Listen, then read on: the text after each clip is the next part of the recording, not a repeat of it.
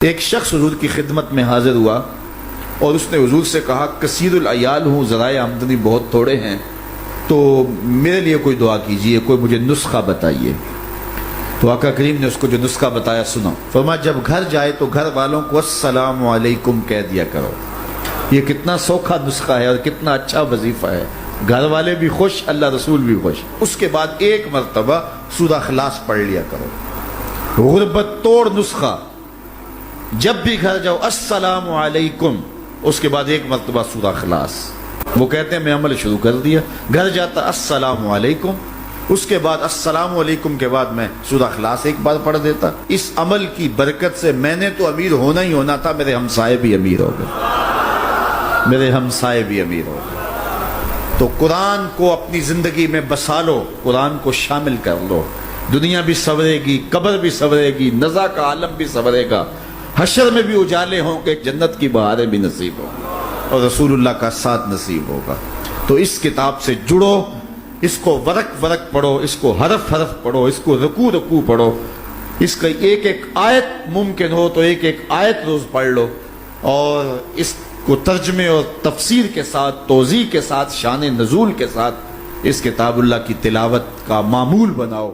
میرے حضور نے یہاں تک فرمایا کہ جو شخص قرآن پڑھتا ہے اس کے لہجے میں لکنت کی وجہ سے یا عجمی ہونے کی وجہ سے وہ اٹکتا ہے اور اس کا لہجہ ٹوٹتا ہے، تو میرے حضور نے فرمایا اللہ اس کو دوہرا ثواب عطا کرتا ہے، ایک قرآن پڑھنے کا ثواب اور ایک اس کو اٹکنے سے جو تکلیف ہوتی ہے، تو فرمایا اللہ اس کا بھی اس کو ثواب عطا کرتا ہے۔ اور فرمایا یہ وہ پاکیزہ کتاب ہے کہ اگر تمہارا رب سے باتیں کرنے کو جی چاہے تو قرآن کھول کے بیٹھ جاؤ، یہ رب سے ہم کلام ہونا ہے، یہ اپنے رب سے گفتگو کرنی ہے۔ میرے حضور نے فرمایا کہ قرآن اللہ کی وہ لٹکتی ہوئی رسی ہے جس کا ایک سرا تمہارے ہاتھ میں ہے، دوسرا سرا تمہارے رب کے ہاتھ میں۔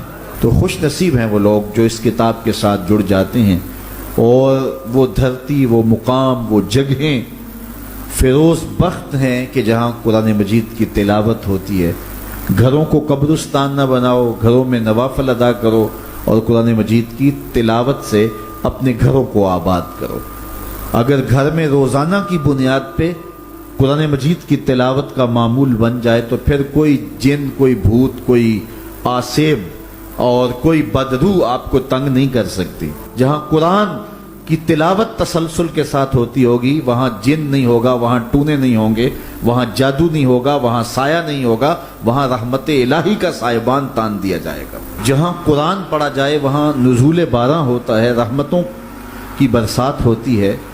اور پھر اگر یہ جگہ اللہ کا گھر ہو، مسجد ہو، تو پھر تو دوہری برکت ہو جائے گی نا۔ وہ میاں صاحب نے کہا تھا نا کہ دودھ اندر جے کھانڈ رلائیے تے مزہ ہو جاوے دونا، کہ دودھ خود بھی میٹھا ہوتا ہے تو اس کے اندر اگر چینی بھی شامل کر لی جائے۔ یہ روشنیوں کا منبع ہے، یہ مصدر ہے اجالوں کا۔ اس کتاب سے اتنی روشنیاں پھوٹتی ہیں کہ زندگی کے سارے اندھیرے ختم کیے جا سکتے ہیں۔ یہ تمانیت قلب کا سبب بھی ہے، یہ روح کے اجالوں کا سبب بھی ہے، یہ کتاب زندگی ہے، کتاب حیات ہے۔ اس کے بتائے ہوئے اصولوں کے مطابق اگر زندگی بسر کریں گے تو یہ زندگی بھی خوبصورت ہوگی، اور اس زندگی کے بعد ایک اور شروع ہونے والی زندگی ہے، وہ زندگی بھی خوبصورت ہوگی۔ قرآن قبر میں چراغاں کرے گا، قبر میں روشنیاں دے گا، قبر میں اجالا کرے گا۔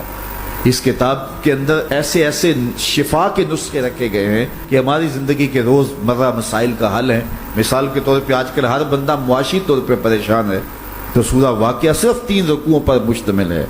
اگر یہ معمول زندگی بنا لے تو سورہ واقعہ جہاں ہوگی وہاں نحوستیں اور بے برکتیاں نہیں ہوں گی۔ سورہ یاسین پڑھو گے تو بے پناہ برکتیں اس کے دامن میں رکھی ہوئی ہیں۔ اسی طرح سورہ اخلاص صرف 3 مرتبہ پڑھیں گے تو پورے قرآن پڑھنے کا ثواب نصیب کر دیا جائے گا۔ میرے حضور نے 3 چیزیں قسم کر کے کہی۔ میرے حضور نے ارشاد فرمایا اگر کوئی شخص کسی کو معاف کر دیتا ہے تو اس کی عزت کم نہیں ہوگی، میں محمد اللہ کی قسم اٹھاتا ہوں۔ دوسری بات میرے حضور نے فرمائی کہ جو شخص مانگنے لگ جاتا ہے، سوال کا دروازہ کھول لیتا ہے، اللہ اس کے لیے محتاجی کا دروازہ کھول دیتا ہے، اس کی کبھی کمی پوری نہیں ہوتی۔ اور تیسری بات میرے حضور نے قسم کر کے کہی ما نقص مال عبد من صدقہ، کہا میں اللہ کی قسم اٹھا کے کہتا ہوں کہ صدقے سے مال کم نہیں ہوتا، صدقے سے مال گھٹتا نہیں ہے۔ تو ایک تو مال بھی نہیں گھٹے گا، یہ ضمانت کس کی ہے؟ میری نہیں ہے، یہ رسول اللہ کی ضمانت ہے۔ ایک تو مال بھی کم نہیں ہوگا، اور دوسرا یہ ہے کہ حب دولت ختم ہوگا۔